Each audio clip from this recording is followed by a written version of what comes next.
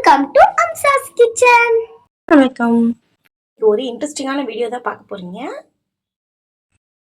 Video இன்ட்ரெஸ்டிங்காக இருக்கும், கண்டிப்பாக ஃபுல்லாக பாருங்கள்.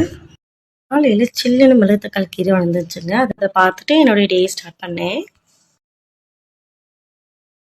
மார்னிங் பிரேக்ஃபாஸ்ட்டுக்கு கீமா பாஸ்தா செய்யலான்னு சொல்லிட்டு ஒரு சூப்பரான கீமா பாஸ்தா செஞ்சாச்சு. பாஸ்தானா அதுவும் காரமான பாஸ்தாங்க. அதுதான் எங்கள் வீட்டு குழந்தைங்களுக்கு பிடிக்கும். மோஸ்ட்லி குழந்தைங்களுக்கு ஸ்வீட் பாஸ்தா தான் பிடிக்கும். ஆனால் எங்கள் வீட்டு குழந்தைங்களுக்கு இந்த மாதிரி ஸ்பைஸியாக தான் பாஸ்தா கேட்பாங்க.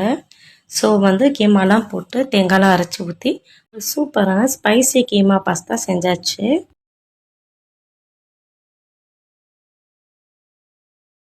அன்றைக்கி ஸ்கூல் விட்டுருந்தனால என் குழந்தை கிராஃப்ட் செஞ்சிட்டு இருந்தா.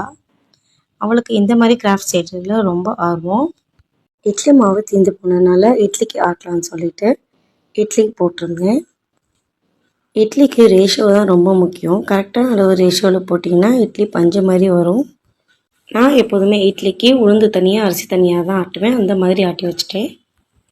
மதியத்துக்கு குடல் சால்னா செய்யலாம் அப்படின்னு சொல்லிட்டு அதுக்காக குடலை கழுவி ரெடி பண்ணி வச்சுருந்தேன். மதியத்துக்கு குடல் செஞ்சிடலாம் அப்படின்னு சொல்லிட்டு குடல் வாங்கி க்ளீன் பண்ணி வச்சுருந்தேன். ஸோ அதுதான் அன்றைக்கி செஞ்சேன். குடல் சால்னால கத்திரிக்காய்லாம் போட்டு டிஃப்ரெண்ட்டாக செய்வோம். இந்த வீடியோ நான் உங்களுக்கு கண்டிப்பாக ஷேர் பண்ணுறேன்.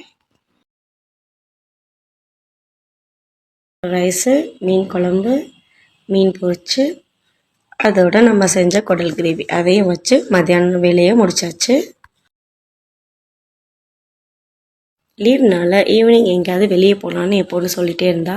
ஸோ டிமார்ட்டுக்கு போகலான்னு சொல்லிட்டு முடிவு பண்ணிவிட்டு கிளம்பிட்டோம். எப்போதுமே க்ராசரி ஐட்டம்ஸ்லாம் நான் இங்கே வாங்க மாட்டேன். மற்றபடி ஸ்நாக்ஸ் ஐட்டம் எல்லாமே இங்கே தான் வாங்குவேன். நான் ஒரு ட்ராலி எடுக்க, என் பொண்ணு ஒரு ட்ராலி எடுத்து அவளுக்கு தேவையான எல்லாத்தையும் எடுத்து அதில் போட்டுருவாள். பட் நான் பில் செக்ஷனில் போகும்போது எல்லாத்தையும் கழிச்சிட்டு தாங்க பில் போடுவேன்.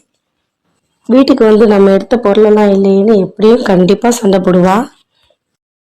முடிஞ்ச அளவு குழந்தைங்களுக்கு பேக்கெட் ஐட்டம்ஸை கொடுக்குறத கம்மி பண்ணிடுங்க. பாட்டிலில் உள்ள ஜூஸஸை விட ஃப்ரெஷ் ஜூஸ் பண்ணி கொடுங்க, ரொம்ப நல்லது அவங்களுக்கு. நான் எப்போதுமே வாஷிங்க்கு தேவையான எல்லா பொருளும் அங்கே தாங்க வாங்குவேன். அந்த மாதிரி வாங்கி எல்லாத்தையும் செட் பண்ணி அடுக்கி வச்சாச்சு. வெளியே கூட்டு போனதுனால பிள்ளைங்களுக்கு வெளியே வாங்கி கொடுத்துட்டு நாங்கள் ஓட்ஸ் உப்புமா செஞ்சு அன்னைய டேயை முடிச்சிட்டோம். இந்த இன்ட்ரெஸ்டிங்கான வீடியோ உங்களுக்கும் பிடிச்சிருந்துச்சுன்னா கண்டிப்பாக லைக் பண்ணிட்டு கமெண்ட் பண்ணுங்கள். மறந்துடாமல் சப்ஸ்கிரைப் பண்ணிடுங்க. தேங்க்யூ.